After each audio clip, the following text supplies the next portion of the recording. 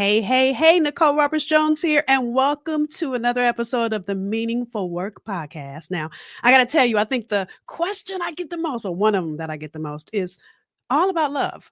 I hear women give me every excuse about why they can't fall in love, why they don't have time for love, all those things. And if you know that God created all of us to have an abundant life, why would God not want you to have love if you have that desire in your heart? So I wanted to bring an expert in that can share a little insight with us. And so grab your pen and your excuses because we're going to go all the way in. Her name is Dr. Lisa Loury Lomas. Now, Dr. Lisa is the president and CEO of Lisa Listens, a global business focused on mental health and wellness. With over 30 years of experience in psychology, she's an expert in human relations and development, holding a BS in psychology and MA in clinical psychology, emphasizing father absence and self-esteem. Father absence might have something to do with that love thing, I'm just saying. And a PhD in general psychology with focus on amplified social psychology, imposter phenomenon, and success. All of that is good to me. So I'm getting excited, y'all. So I'm losing my place in reading her intro. She has served in the judicial system, academia, and the private sector, and holds certifications in anxiety, depression, grief, telehealth, and trauma. Now, mind you, I'm only reading part of her bio. So Dr. Lisa also is a speaker and has delivered workshops across diverse platforms and keynotes, I should say, including the World Diversity Leadership Summit in Vienna, Austria. Her commitment to diversity, inclusion, and racial equity is reflected in her community work with organizations such as the NAACP, Urban League, Noble, the Crown Act. Her publications and professional background led to her serving on the Howard County Mental and Behavioral Health Task Force and the board of the National Alliance on Mental Illness. An expert in conflict resolution and communication, her mission is to help individuals attain inner peace and happiness by overcoming barriers, recognizing strengths, and harnessing personal power to achieve their goals. And if all of that wasn't enough, she also serves as the Eastern Area Director of The Links Incorporated. So, y'all help me welcome Dr. Lisa. Hey, hey. Hello, hello. So excited to have you here and to dig Thank into this conversation. I'm sure you hear this all the time, and I'm sure plenty of things that clients you've dealt with over the years bumps up against this conversation around busy women and love and how you can really prioritize love, right? So, anything you want to say off the bat before I start going in and asking questions? you. Well, thank you very much for inviting me to join you, and hello to your audience. I'm excited to be here. And yes, we were not made to live alone unless it's by choice. And we are choosing this road, I think, for reasons other than I don't want a partner. Fear. And so we keep ourselves busy and occupied. I'm too busy. Know what people prioritize what's important to them.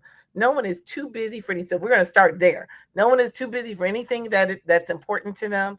We make time to get our nails and our hair done. We can make time to spend a little time and go have lunch and coffee with somebody. So I think it's fear. I think it is relationship trauma. It's easy to avoid versus really looking at yourself.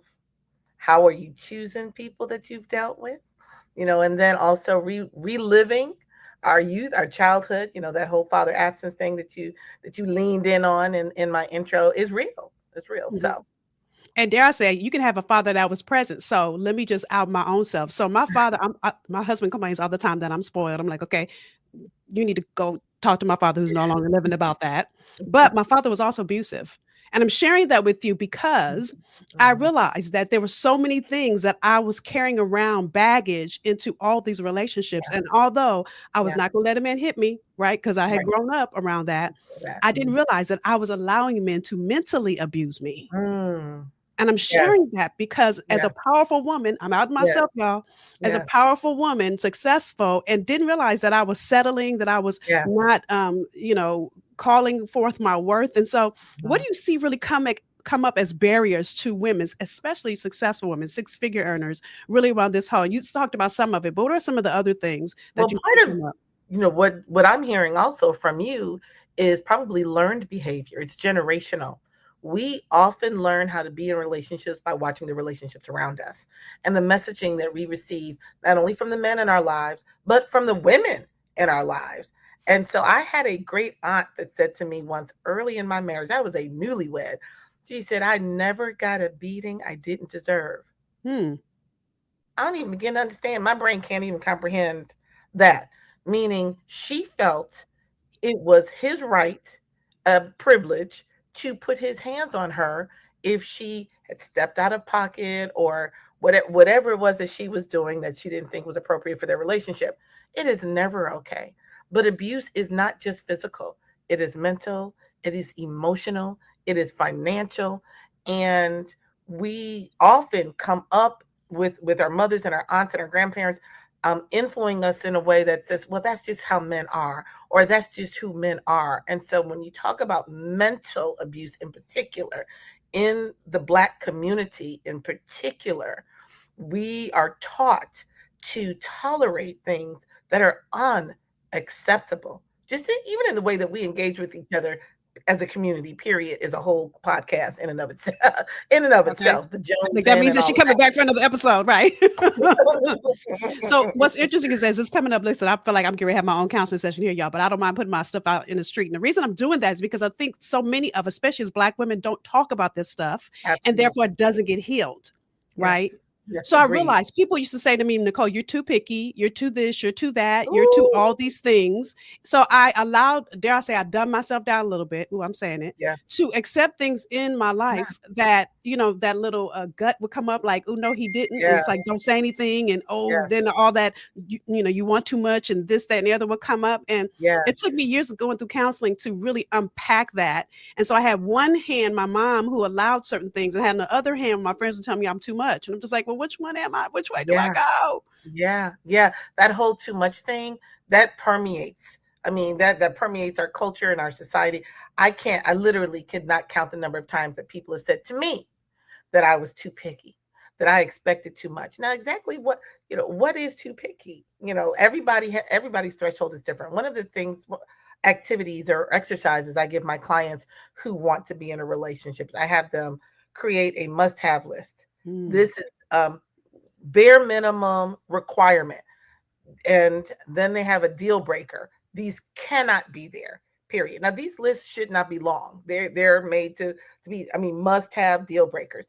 Then on a separate day, maybe with a glass of wine on a separate sheet of paper. I'm out of myself. I'm old school, but I prefer pen and paper. me But you can too. do it electronically too. Um, your wish list. If you could create the man of your dreams, what would he look like? And the reason I have, first of all, you've got to do them on separate days because you will bias and will influence our list otherwise. But the reason this is so important is because I don't think we also as a whole, we don't stop to think exactly what it is that we're looking for. I mean, really, what are you looking for? Not just, oh, he has to have a degree or he has to make this figures or he needs to be over 6 feet or, whatever those high level surface, quite frankly, superficial, because your man could make 7 figures today and tomorrow not have a job. I mean, so Right. that's a whole nother conversation too. But do you want him to be kind? Do you want him to be giving? Now, people often knee jerk, well, yes. I was like, well, no, really think about it. Because what does that look like? How does that manifest itself? Because if he's kind, that means that sometimes he's leaving home to go do a favor for somebody.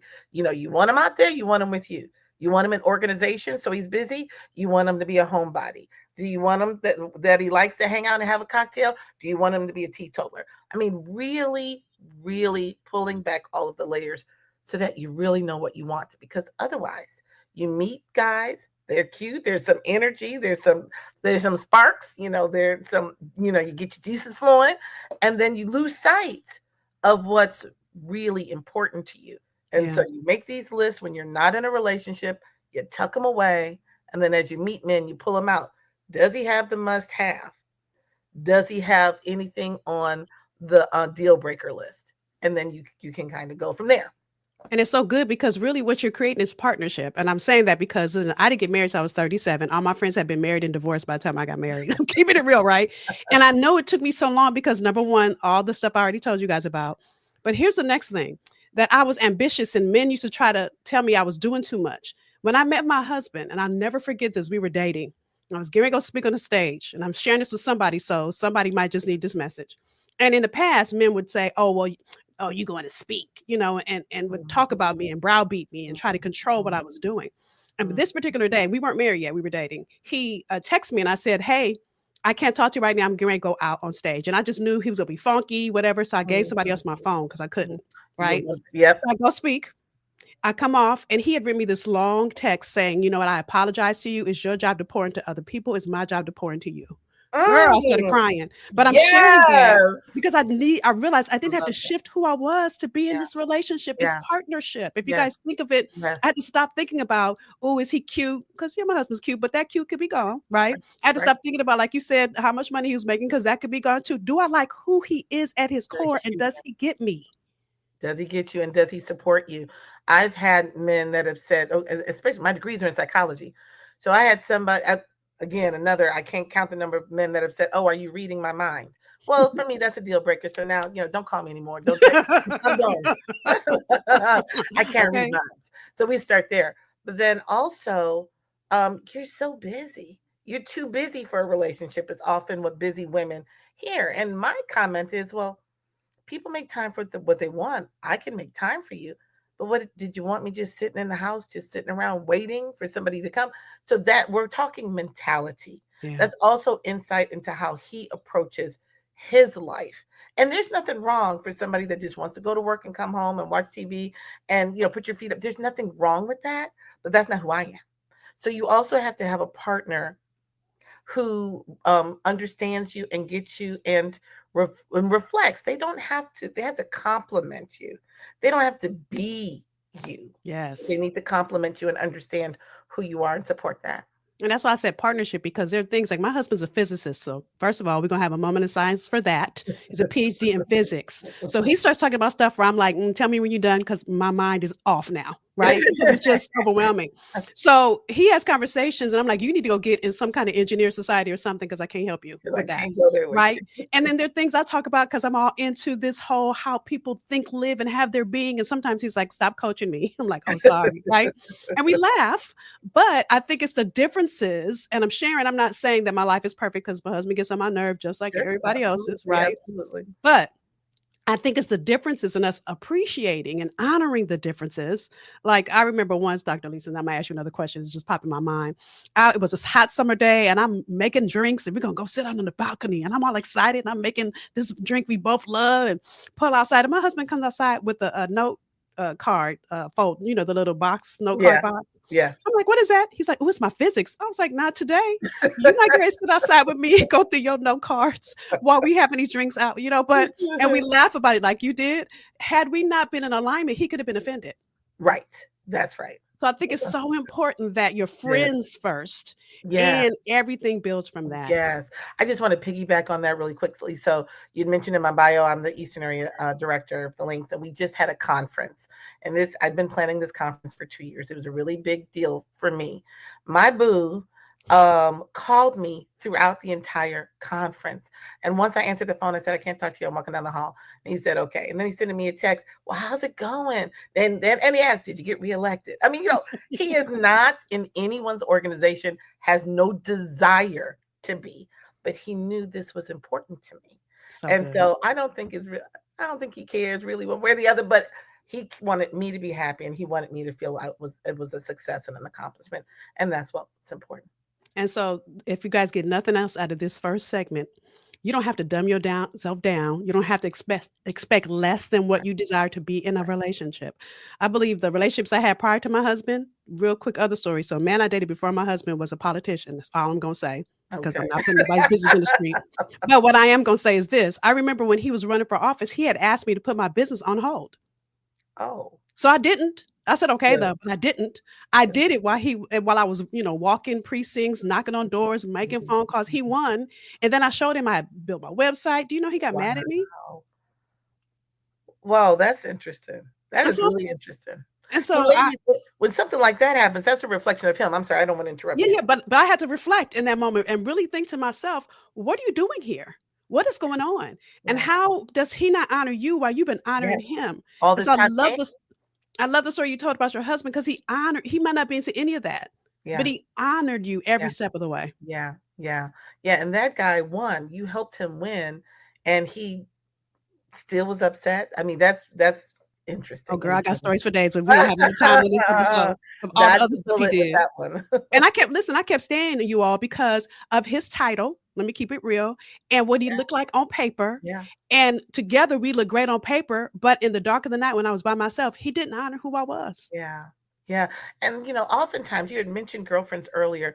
Our girlfriends will say, "Girl, don't let him go. He's a," and then they'll start listing the resume or what he looks like or the external. But that's what we show the world. I mean, we're all multifaceted, the three-dimensional. What do you look like when you take the mask off, when you're not outside? So Who are you? good, so good. So we bumped up against this, but I want to talk about this, the importance of self-awareness, because I know you've seen this. And by the way, I think I was in all those I kissed all the frogs before I got to my prince Mhm. because I wasn't self-aware. And so Yes. give us a little, whether inside things a Yeah. busy woman can do to really get clear and Yeah. have a talk with herself Yeah. to yeah. I think we keep ourselves busy for a lot of reasons. It fills the empty spaces sometimes that we have in our life that we tell ourselves we don't need, like a significant other. It keeps us distracted from trauma or pain that's unresolved. So, I think everybody needs a good therapist. Busy women need good therapists so that you can really unpack. We all have baggage. All of us, and don't see a therapist that doesn't have a therapist, because we all have something. And so busy women need to prioritize that. They'll say, I'm too busy. You've got 50 minutes Or you go get your hair done, you go get your nails done. exactly. And shopping, and you shopping too, so all the things. And I think that's critically important. I also think it's important that you spend time with yourself, that you carve out time. Maybe some days it's 5 minutes, maybe you get a whole hour. But I'm big on meditation or prayer. I mean, depending on where you land, meditating is hard. It is really hard. It is quieting the noise in your head, and when you're busy and you have a lot going on, that can be very difficult. So prayer, depending on what your faith is a really good place to start, because that gives you a focus, and it requires you to quiet your spirit. I believe in starting your day and ending your day with quiet. Even if it's a deep breathing exercise, oftentimes we're not breathing. We have shallow breaths, and we need to really breathe from our core. That relaxes our body, that gives us energy, it allows us to think more critically.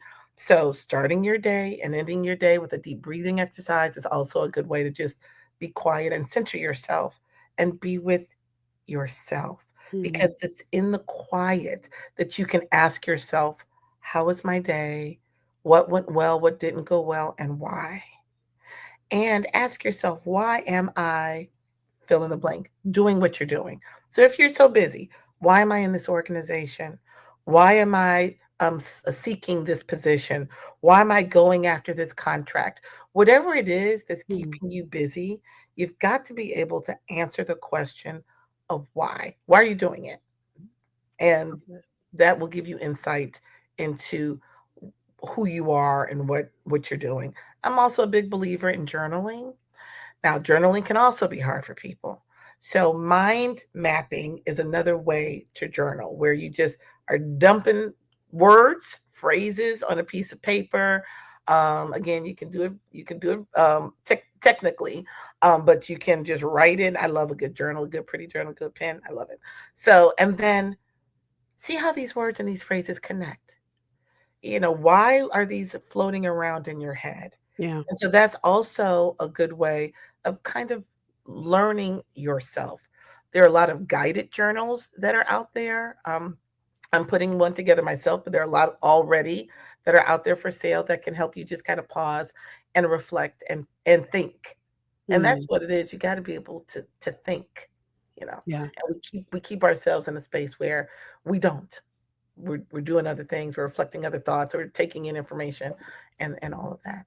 And I'm gonna tell you, in that last bad relationship, it happened in the previous one too. I promise you, I kept being in the same movie, the same script over and over again. I'm like, how can I Mm, get out of this movie? And it was a therapist that I still have on speed dial that I mhm. had to process. But I love that you said spend time with yourself, because in the last relationship, when I finally stopped being busy between his campaign and my business and sat with myself, like, why is all of this happening? Yeah. It's like God began to flood all these examples of who he Ooh, was. And I was like, "Oh my god," and then a real life example happened. I said, "Oh, I got if I don't walk away now, I'm just stupid." This is me talking to myself, right? okay. And the reason I'm saying that is because it had been 4 years, and I had examples like when I got quiet, and I journal too, by the way, and my journals are not pretty because 'cause I'm usually crying sometimes when I'm writing it, so it's Mhm, tears drop, so, mhm, all the things. And mhm. so when I got quiet enough to really process what was coming up for me is when all the answers began to come. Mm, I love that. I love that. And in a journal, even if you're sitting and like, I don't know what to say, if it's open, you might find yourself doodling or, just again, random thoughts and words. And that's okay. That's also a part of the process. Yeah, So I say, give yourself the space to do it. yeah. I love all of that, and what's coming up for me, I hope my girlfriends, I'm not gonna say her name, but I gotta tell this story. So, my girlfriend was on a dating app, and I've had friends that have gotten married from dating apps, okay? So, what I'm getting ready to say, I'm not saying all dating apps are bad, Good. but I remember this guy came to pick her up and called her from outside. I said, "Excuse me," he didn't come to the door? And so she said he said, "Oh, I'm outside." I said, I would have said, "I'm inside," and hung the phone up, right? I Uh, think that should have been your first clue. But she didn't. She went out, got in the car, get in the car, and she has on jeans, dressy shirt, heels. mm, And he's like, "Why are you so dressed up?" This is a date. I'm not right, even all the way dressed up right, like I could right, be. right. I'm not even And what I yeah. and go on with all the bad things that happen. I said, "Girl, the first minute was the first clue, but you kept it going." Yeah, And I think sometimes yeah, we don't know our worth, and so we allow things in our space, even as a successful woman, because you think, "Oh," like my friends were telling me, I was too picky, so there were things I was allowing in my space yeah, that I should not have yeah, been, right? yeah. And Yeah, so, no, no, go okay, ahead. I was going to ask you, what insight can you give us on that? Yeah, okay, good. Well, so it's the red flags. We ignore the red flags. You're 100% correct. Now, when I was in my 20s, I remember sitting in a car because a man didn't come around to open up my car door. And I sat there, and it took him 15, 20 minutes to realize I'm not getting out the car until you open my door. I was in my 20s. I am now over 50. There's no way. If I have to teach you that you need to come to the door to get me, then I mean, we're done. There's no reason to continue. But there inside, there's the self doubt because we've been given these messages over and over and over again. So I also want your audience to think about what are the messages that you've learned throughout your life. And we're talking, I mentioned briefly about the older generation, the women in our family as we were growing up, our girlfriends who mean well. They mean well, but they're living life through their own issues and trauma and other things. And so when your girlfriends are saying, "Girl, what was wrong with this one? You always getting rid of somebody," or any kind of message like that, that will make you stop your girlfriend. I'm thinking about this example you gave. Stop and think, all right, maybe it's me. Let me just give him a chance. Let me just see. Let me. No. When you see the first red flag, run. Your gut, again, for those who are believers, that is the Holy Spirit. I truly believe that is the Holy Spirit. So when your gut is saying, I don't know, that's enough. Trust your instincts, trust your guts. That is you. That is all your past experiences coming up because you know what you're looking at, Yeah. but you don't give yourself the opportunity to actually say, I've seen this movie before, and I'm Yeah. not about to replay it and relive it again. And Woo. that's how we end up repeating, Yeah. and until we learn the lesson. But I yes, love the it. red flags. Don't ignore the red flags. They're So there. good. And by Mhm. the way, I call gut God uttering timeout. God is trying to tell you to stop, but you just keep going. That's why you get that, like, something is not right. It's like, yeah, something isn't right. So run. Yes, and also maybe stop talking to so many girlfriends and be discerning about who you do talk to. I process out loud, so probably because of what I do for a living. So I do have people that I talk to, but I have to be careful and deliberate about who I'm talking to. Yeah. We know our girlfriends. We know if they're gonna be like, "Girl, get rid of him," or "Girl, He did this for you. He bought you this. And so what? I could have bought that for myself. That doesn't give him a pass to act a fool or to disrespect me or Yeah. whatever it is that, is happening. So maybe not talk so much to your girlfriends because they do mean well, but they're not often given great advice. Mm. That's so good as you're saying that. I'm thinking of one of my good girlfriends, won't say her name because I don't have permission to talk about this. And she was going through problems. She's divorced now in her marriage. And her mother called me, like, you should say something. I said, mm-mm, I'm not. Yeah. That's that. Mind your business. I know her mother got mad at me when I said to her, I said, love you with all the love in me. Mind your business. Yeah. If you see it and I see it, she sees it. And when she's ready, she'll come to us. That's Until then, right? So then when she got divorced, she said, how come you didn't say anything? I said, because you were already had so much on your plate to process. You didn't need another person yeah. adding onto that. Yeah. And I knew when you were ready, you would come. And Yeah. the only reason I could do that is because one, I'm a social worker. So, I'm kind of clinically trained. But two, because I've been through my own Yeah. process. And Yeah. I realized that when people say things to you, sometimes you're like, and you're not ready. And so therefore it makes you clutch harder to that relationship because you're not Mhm. ready. Mhm. Mhm. And make excuses. And and then you now again we are human, so we have egos.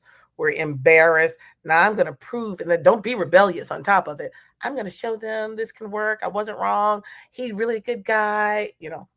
All the things, All all the the things. things. All the things. So as we wrap up, and I can't believe this conversation's gone by so fast, could you give women some advice that maybe they may be married, right? Maybe they are married and they're busy and they feel like they've lost touch with the romance in their relationship. Yeah.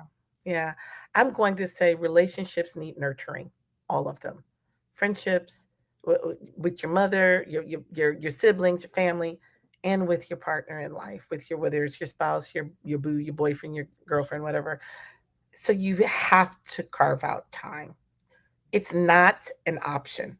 And when we get going with life, especially if we're in a comfortable relationship that's safe and solid, and don't add children to the mix, whether they're bio babies or bonus babies or whatever, now we're responsible. It's really easy to get caught up and distracted and think, oh, we're good. You must. It's not an option. You must nurture. So if it's not once a week, which I would encourage, once a month, quarterly, a regular time that you two just carve out. People call it date night, people call it whatever. But whether you all turn off your phones and sit at home or sit on the balcony with a cocktail, or whether you get cute and you go out to dinner, whatever it is, you carve out time just to be with each other, just to be in space with each other. Like you have to be in space by yourself, you need to also be in space with your significant other, the energy and exchanging energy and connecting and bonding with each other. It's really important. So sometimes people say, well, we want to go out but we don't know what to do. So there's another activity I have them do. Write down everything, all the dates on a sheet of paper, all the dates that might be fun, little ones, big ones. Put them in a bowl or a box, put it away. And when it comes time now for date night, you just pick one out and that's what you do. You don't Mm. have to think because, again, sometimes when you're busy, I just don't want to think. I don't know. Where you want to go to dinner? I don't know. What do you want? I don't know. So you don't have to think. You just pull out the little fish bowl out the box. And then also, my husband and I would, I love movies and we would never agree on the right movie. So we took turns. I got to pick Mm. and he got to pick. And so that was one of the things we would alternate. And so doing this is another way of doing that. Or you could say, I get to pick this time, you get to pick next time. And then you can't say no. And no matter what it is that he's got you doing or she's got you doing, you have to do it. And then you'd be surprised. Sometimes it turns out and you're like, oh, that was fun. I never would have done that. Right, right. And I would tell you one of the things I was blessed to marry a man that I call myself his upgrade wife, right? Because I'm his second wife, right? That's a joke. I'm glad you got the joke. Those of you listening, it's a joke, right? But I've got the benefit of what didn't work in his first marriage that he wanted to make sure it worked in this marriage. And so we talked about it at the beginning. I bought this book called All About Us. And by the way, you can get it on Amazon. I don't get any Okay. money for it. But Okay. when we were first dating and we were getting serious, we walked through that during our dates. And Oh, I I love think the reason we worked so well is because we became friends, because we talked a lot. And again, it's because his first marriage didn't work. And I Mhm. had been dating all of the frogs. Mhm. And I was Mhm. like tired. I was done with men, if I'm being honest. And so Mhm. really getting clear on who I was, what I wanted, who he was, what he wanted, and how we were going to merge our lives together, which includes children, which includes bills, which includes all the things, is Mhm. so important. And it You is were possible. intentional. You were intentional. And Mm, that's critically important. And it sounds like you were also prepared to walk away. That's the other piece. In our intentionality as we're learning about each other, if we find that you want something different than what I want, it doesn't mean you're a bad person. It just means that we're not going to be compatible because we don't want to live the same life. Because often, here's the other thing I really want to say: people are not in divorce court 99% of the times because they don't love each other. This isn't about love. This is about compatibility and being able to live together and share a life together. So sometimes there's craziness happening and abuse and whatever, but then sometimes it's just I don't want the same thing that you want. And that's okay too. But you've got to know yourself. You've got to be quiet. You've got to nurture the relationship in order to be able to see that. And then you have to let yourself see it. so good. So good. Well, Dr. Lisa, thank you. Thank you for coming and pouring in. Thank you for giving Mm, us some great insight. I always have pages of notes, so I got notes yes, too. So I appreciate you for joining us. wonderful. Thank you for having me. I love being here. So with that, y'all, you know what I'm going to ask next. Share your takeaways. Share the one thing you're committed to doing that you learned in this episode. Listen, I got notes, and here's what I absolutely know is true. You cannot expect someone else to complete you. You've got to be a whole person, and he has to be a whole person. And together you make a whole life. You can't have two people that are trying to complete each other. Then you have a dysfunctional life. That's what I've learned in my journey. And so if you've learned nothing else, whether you're in a relationship or you desire a relationship, work on you first. As I say, when you're on an airplane, put your mask on yourself first and then put it on the next person. For some of you guys, it's time to put the mask on. So share what you're going to do to put your mask on in relationships. And in addition to that, I'm always going to ask you to share the episode because somebody in your community, in your network needs the insight that Dr. Lisa just shared. So, with that said, thank you for joining us for this episode. I'll see you next time. Bye, y'all.